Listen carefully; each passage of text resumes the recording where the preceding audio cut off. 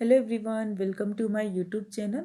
So students, today we are going to study about synthetic fiber and plastics from NCERT book class 8 part 1. So let us start our video. What is synthetic fiber? Synthetic fiber means man-made fibers.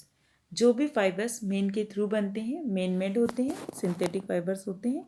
And we all know about plastic. In every day we use plastic. तो आप सभी को पता है कि plastic क्या है. The clothes which we wear are made of fabric. जो भी हम क्लॉथ्स पहनते हैं वो क्या होते हैं, फैब्रिक से बने होते हैं. अब हमको फैब्रिक पता होना चाहिए क्या है. तो फैब्रिक जो होता है वो फाइबर से ऑब्टेन होता है. फाइबर्स क्या होते हैं, छोटे छोटे धागे जो होते हैं वो होते हैं फाइबर्स. तो फाइबर्स जो होते हैं वो हमको दो टाइप से मिलते हैं, नेचुरल एंड आर्टिफिशियल सोर्सेज से. नेचुरल सोर्सेज क्या होते हैं, जो इन्वायरमेंट के थ्रू हमको मिलते हैं वो नेचुरल सोर्सेज होते हैं. और आर्टिफिशियल सोर्सेज क्या होते हैं, जो कि मैन मेड बनाते हैं या किसी केमिकल सब्सटेंस के थ्रू हमको मिलते हैं, वो आर्टिफिशियल सोर्सेज होते हैं. इसके अलावा हमको देखना है कि लार्ज वेराइटी में हाउस होल्ड आर्टिकल्स में हमको फाइबर्स मिल जाते हैं.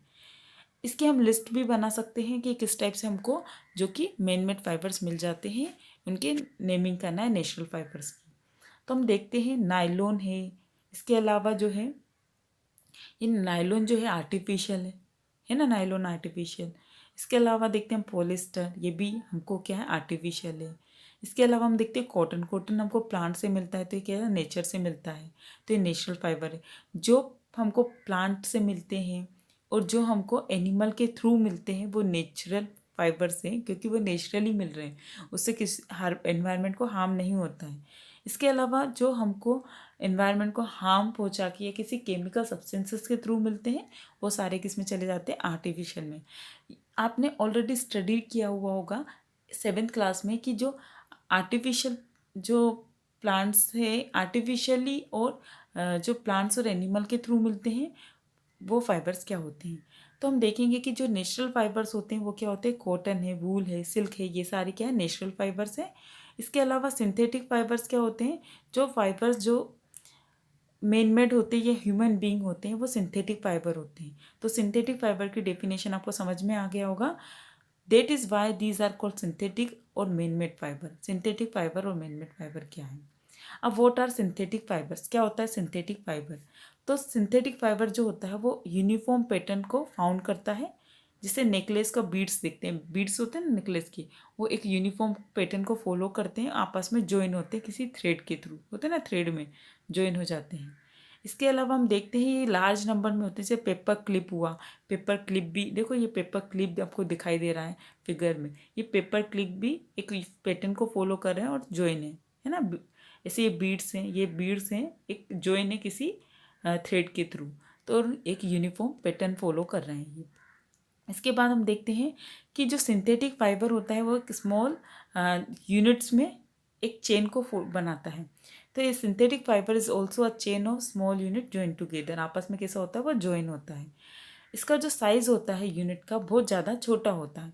और जो यूनिट होती है वो किससे मिलकर बनती है, केमिकल सब्सटेंसेस से. तो आपको सिंथेटिक फाइबर में क्या समझ में आया कि जो सिंथेटिक फाइबर होता है वो मैन मेड फाइबर होता है और एक किसी यूनिफॉर्म पैटर्न को फॉलो करता है. और जो यूनिफॉर्म पैटर्न है उसमें छोटे छोटे यूनिट से मिलकर वो चेन बनता है, और ये यूनिट जो होती है वो केमिकल सब्सटेंसेस के थ्रू बनती है. तो many such small unit combine to form a large single unit are called polymer. जो लार्ज सब्सटेंस है, लार्ज यूनिट है, वो क्या हमारा पॉलीमर है. पॉलीमर जो है वो दो ग्रीक लेटर से मिलकर बना है, पोली और मर. पोली एंड मर. जो पोली का मीनिंग होता है वो होता है मेनी, और मर का मीनिंग होता है यूनिट. तो कई सारी यूनिट से मिलकर क्या बनता है, पॉलीमर. सो आपको अच्छे से समझ में आ गया होगा. और ये जो यूनिट होती है वो कैसी होती है, रिपीटिंग होती है. यूनिट्स जो होती है वो बार बार रिपीट होती है और वो एक चेन का जो फॉर्मेट ले लेती है, वो क्या हो जाता है, हमारा पॉलीमर हो जाता है. इसके बाद हम देखेंगे कि पॉलीमर जो होता है वो नेचर में भी मिल जाता है. कॉटन जो है इसका एग्जाम्पल है, पॉलीमर का एक एग्जाम्पल कॉटन भी है, जो कि कैसा है, नेचुरल इन्वायरमेंट, नेचुरल एग्जाम्पल है. इसके अलावा जो पॉलीमर है इसको हम सेल्यूलोज भी बोलते हैं.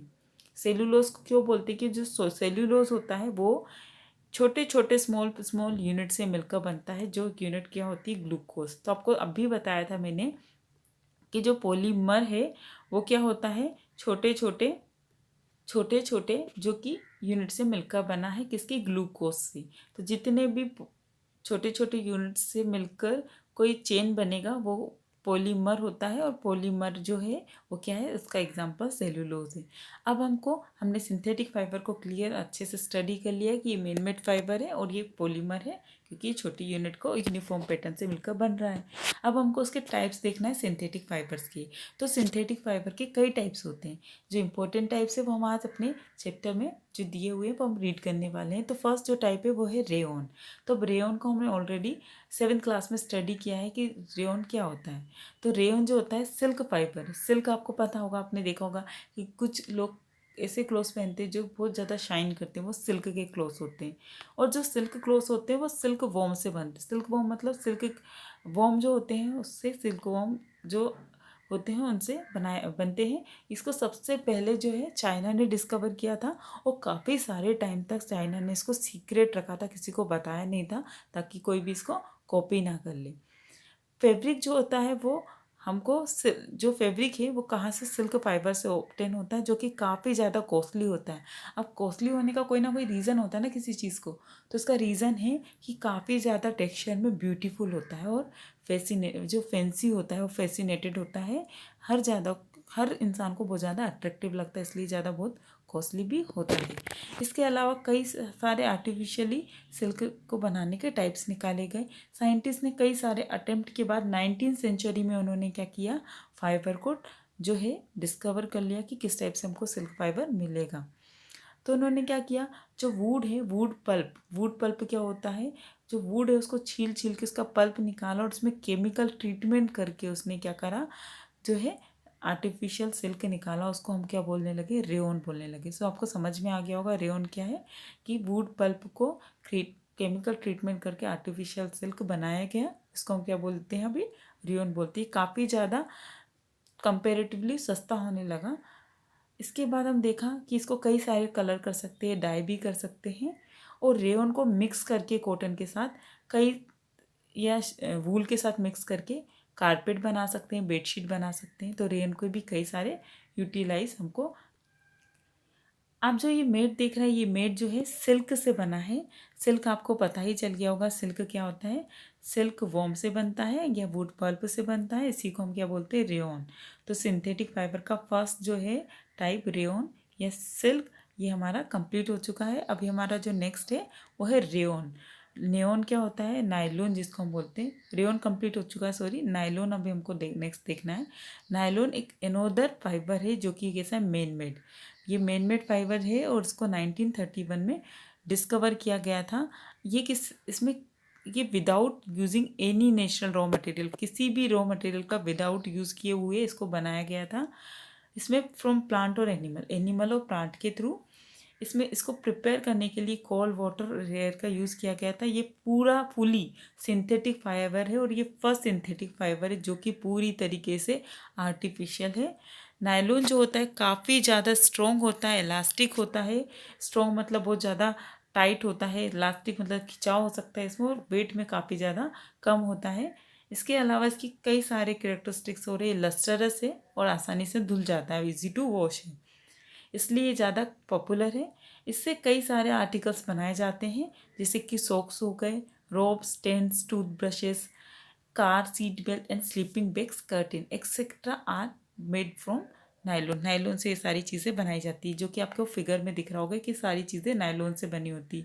एक और सबसे बड़ा ह्यूज एग्जाम्पल है नायलॉन का, रोप क्लाइंबिंग जो होती है, जो अपन क्लाइंबिंग के लिए यूज़ करते हैं रोप, वो भी नायलॉन की बनी होती है, क्योंकि ये काफ़ी ज़्यादा टाइट होती है। इसके अलावा पैराशूट बनाने के लिए, पैराशूट रोप बनाने के लिए भी इसका यूटिलाइज किया जाता है। आप देखते हो कि स्टील जो होती है वो स्टील भी काफ़ी ज़्यादा स्ट्रॉन्ग होती है, पर स्टील से ज़्यादा स्ट्रॉन्ग जो होता है वो नायलॉन का रोप होता है, नायलॉन थ्रेड होता है। इसलिए पैराशूट की जो रोप होती है वो किस में बनाई जाती है, किससे बनाई जाती है, नायलॉन के थ्रू बनाई जाती है। देखो क्लाइंबिंग रोप जो ये दिखाई दे रही है आपको डायग्राम में, ये नायलॉन की बनी है, और ये पैराशूट की जो रोप्स है ये भी किसकी बनी है, नायलॉन की। अगर इसको स्टील की बनाएंगे तो ये थोड़ी इलास्टिक नहीं होगी और लस्टरस नहीं होगी, बेंड नहीं होगी, इसलिए इसका किससे बनाया जाता है, नायलॉन के थ्रू इसको बनाया जाता है। अभी हमको देखना है third type, of synthetic fibre polyester and acrylic. Polyester क्या होता है? Polyester is another synthetic fibre. Polyester भी क्या है? एक सिंथेटिक फाइबर है जो कि रिंकल्ड नहीं होता आसानी से। रिंकल मतलब सिकुड़ता नहीं है आसानी से। सिकुड़न जानते हैं ना, अपन कपड़े को मोड़ लेते हैं, सिकुड़ जाता है कोई चीज़, तो पेपर सिकुड़ जाता है। तो जो पॉलिएस्टर है वो सिकुड़ता नहीं है, ये काफ़ी ज़्यादा ये रिमेन रहता है क्रिप्स में, और इजी टू वॉश होता है, आसानी से धुल जाता है।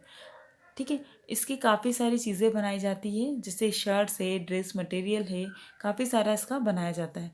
टेरेलिन जो होता है एक पॉपुलर पॉलिएस्टर है। आपको पॉलिएस्टर समझ में आएगा, पॉलिएस्टर भी दो चीज़ों से मिलकर बना है, पॉलिएस्टर, पॉली और एस्टर, जिसको हम फाइबर के फॉर्म में देखते हैं। काफ़ी ज़्यादा फाइन फाइबर के थ्रू ये बनाया जाता है।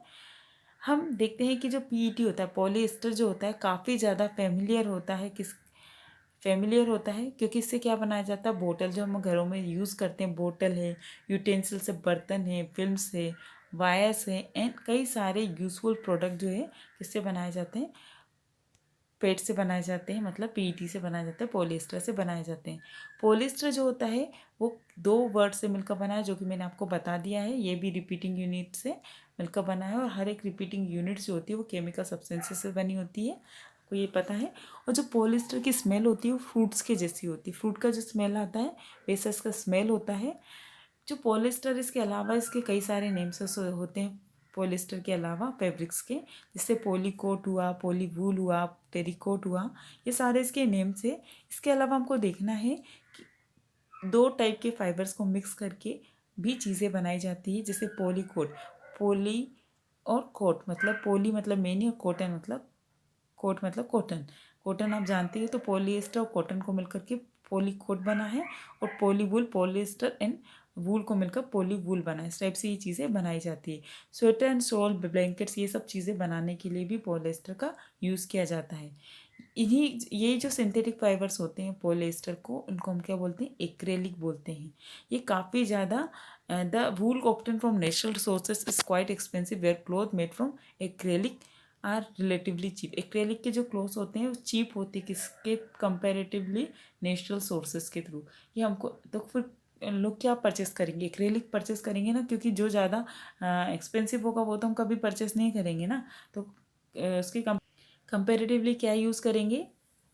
उसकी कंपेरेटिवली जो चीज़ें सस्ती होगी वही यूज़ करेंगे। ये सिंथेटिक फाइबर जो होता है वो काफ़ी ज़्यादा ड्यूरेबल होता है, एफोर्डेबल होता है, और सस्ता भी होता है, क्योंकि नेचुरल सोर्सेज से मिलने वाली चीज़ें हमेशा महंगी होगी, क्योंकि वो बहुत इसको हार्म करके बनाया जाता है ना, इसलिए इन्वायरमेंट को, इसलिए इसको यूज़ कम किया गया है। इसके अलावा हम देखते हैं कि जो सिल्क के क्लॉथ्स हैं वो कभी भी नोटिस किया जाता है कि सिंथेटिक फाइबर मेल्ट और हीट करते हैं, मतलब सिंथेटिक फाइबर जो होते हैं, सिल्क है, इसके अलावा कई सारे जो सिंथेटिक फाइबर, एक्रेलिक है, नायलॉन, ये हीट से जैसी कांटेक्ट में आते हैं वो क्या हो जाते हैं? मेल्ट होने लगते हैं। तो ये कैसे होते हैं? डिसास्टरस होते हैं, मतलब हानिकारक भी होते हैं और डिसास्टर पहुंचा सकते हैं। इसलिए जब भी किचन में काम करते टाइम या लेबोरेटरी में काम करते टाइम सिल्क के क्लॉथ्स या सिंथेटिक फाइबर्स को पहनना अवॉइड किया जाता है। सिंथेटिक फाइबर में एक्रेलिक, नायलॉन, रेयॉन, इनको पहनना अवॉइड किया जाता है ताकि ये नुकसान ना पहुंचाएं। All the synthetic fiber are prepared by a number of process using raw material of petroleum origin called petrochemical। अब पेट्रोकेमिकल्स क्या होता है? जो पेट्रोलियम के थ्रू फाइबर्स का, सिंथेटिक फाइबर का यूज़ करके बनाए जाते हैं वो पेट्रोकेमिकल्स होते हैं। तो सिंथेटिक फाइबर प्लस पेट्रोलिक जो है इसका यूज़ करके बनाया गया है वो पेट्रोकेमिकल है। इसका भी काफ़ी ज़्यादा यूज़ होता है। अब हमको सिंथेटिक फाइबर्स के यूजेस देखना है, क्या कैरेक्टरिस्टिक्स होते हैं इसके। तो हम जब भी कोई अम्ब्रेला परचेस करने जाते हैं रेनी डे में, तो इमेजिन करो कैसा हमको ख़रीदना पड़ेगा, क्या क्वालिटी होनी चाहिए अम्ब्रेला की, वो हम खरीदेंगे। देखो, सबसे पहले तो हमको सस्ता होना चाहिए, लेस एक्सपेंसिव, ड्यूरेबल होना चाहिए, कहीं भी ले जा सके, क्विकली होना चाहिए, जल्दी से ड्राई अप हो जाए, मतलब जल्दी से सूख जाए। इसके बाद इजी टू मेंटेन करने में कैसा होना चाहिए? इजी होना चाहिए। तो इस टाइप का हम क्लोथ क्या अम्ब्रेला परचेस करेंगे। इसके अलावा हम देखेंगे कि जो फैब्रिक है वो कैसा होना चाहिए? जल्दी से सोकिंग होना चाहिए, उसकी क्वालिटीज़ ये। तो ये सारी क्वालिटीज़ जो है हमारे फैब्रिक्स में होना चाहिए। तो आपको समझ में आ गया होगा कि क्या क्या क्वालिटीज़ होना चाहिए। ड्यूरेबल होना चाहिए, अफोर्डेबल होना चाहिए, इजी टू वॉश होना चाहिए, और ड्राई होना, क्विकली ड्राई होना चाहिए। सारी क्वालिटीज़ अगर किसी सिंथेटिक फाइबर में होगी तभी हम परचेस करेंगे। तो आपको क्लियर हो चुका है कि मैन मेड फाइबर्स ही सिंथेटिक फाइबर है और उसके टाइप्स नायलॉन, रेयॉन, इसके बाद एक्रेलिक जो कि उसके टाइप्स है। सो आप इसको अच्छे से रीड कर लीजिएगा। आपको कोई भी डाउट हो तो आप कमेंट सेक्शन में जाकर पूछ सकते हैं। इसके बाद अगर आपको मेरा वीडियो अच्छा लगे तो प्लीज़ लाइक एंड सब्सक्राइब करना ना भूलिए। मैं आपके सामने इसका सेकंड पार्ट जल्दी लेकर आने वाली हूँ।